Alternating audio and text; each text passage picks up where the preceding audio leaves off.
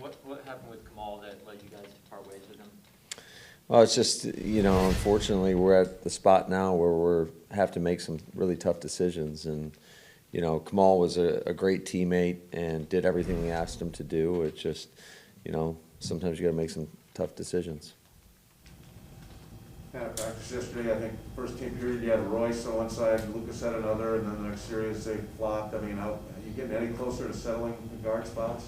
Yeah, I think we're getting closer, but we're going to let this thing go all the way throughout camp. We've got basically 2 more weeks, essentially, before we get into legitimate game week mode. And so I think we'll take all 2 weeks. Matt, we've seen you work Kevin King back into the team stuff kind of on a gradual basis. Where do you feel he is, or how do you feel about where he's at for preparing for the season right now?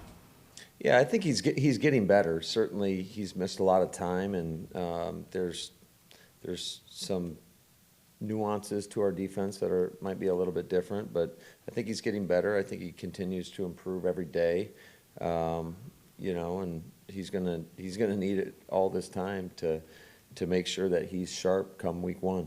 Matt, Kevin's obviously played a lot of football for you guys. He's made a lot of big plays for you. This is the first time we're going to talk to him today since, I guess, the NFC Championship game. Obviously, that game didn't end how he would have wanted. Is there anything when you bring a guy like that back, who's made obviously a lot of good plays for you, but it didn't end that great, that you have to sit down and just say, hey, here's where we are? Is there any discussion about that after you sign him? Yeah, we had a lot of discussion, especially right before he signed back with us, and just how he was going to be used and whatnot.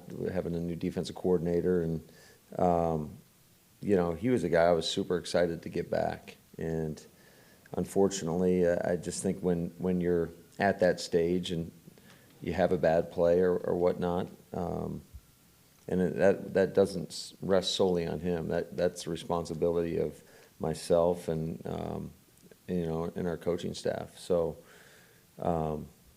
he's a resilient guy. He's a smart guy. I think he is. I think our value within our building is much higher maybe than public perception is out there.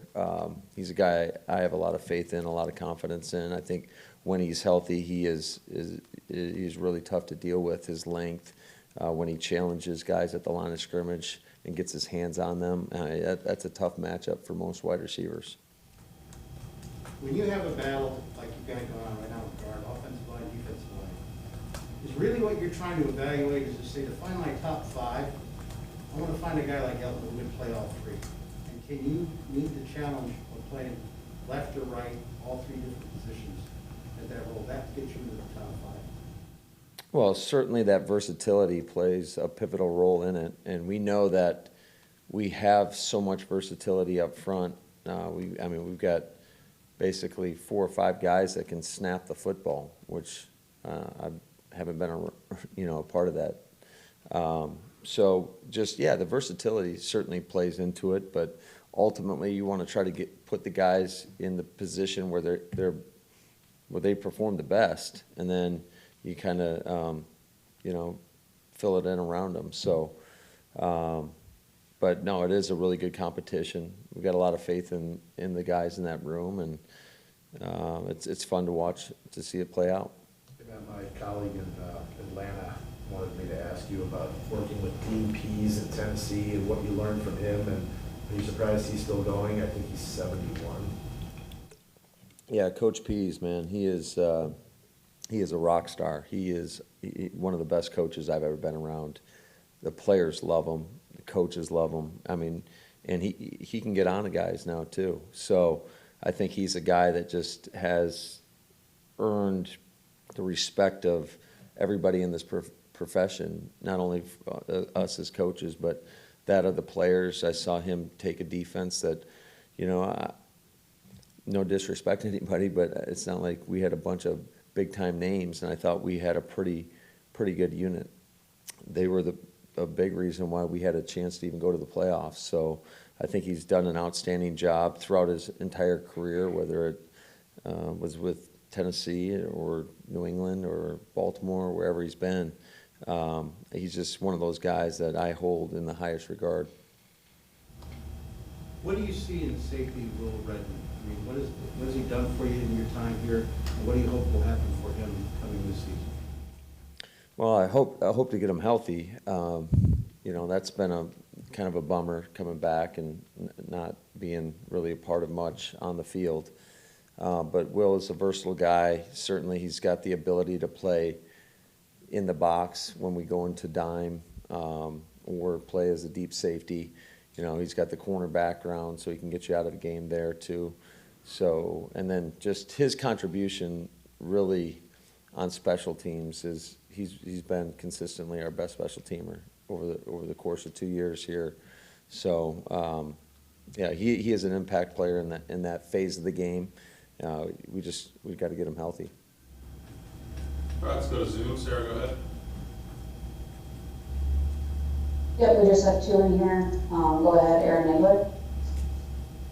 Coach, how challenging is it now, having been through the cut-down period where you guys kept everybody until there was one cut to the 53, and now you're back to these 3 cuts? Obviously, you made some moves to get to 85, et cetera, but is that difficult as far as playing for this last preseason game and trying to juggle playing time and get so many guys in street clothes? What are the challenges there? Yeah, there's a lot of challenges, especially if you got guys that aren't 100%, and you certainly don't want to put anybody out on that field that's not, you know, that has a better chance of re-injuring themselves. So, no, there's a little bit of a challenge there, but it is what it is, and it's the same for all 32 teams in this league. So it's just one that you kind of, you just kind of deal with it. Ryan Wood. In that it was pretty surprising with Kamal. I know you said it was a tough decision, but you know he flashed last year in camp, and then he had the knee surgery. Did you ever see him return to what he was before that knee surgery? Because he didn't play much over the course of the season. Yeah, no, I think that certainly was a challenge for him. I think it's also a credit to the other guys in the room to be able to kind of keep him off the field, because you are right, he is a big, long, physical athlete that can really run, and he is a great kid, great person. That was one of the tougher ones that we've had to make in the 2 years here.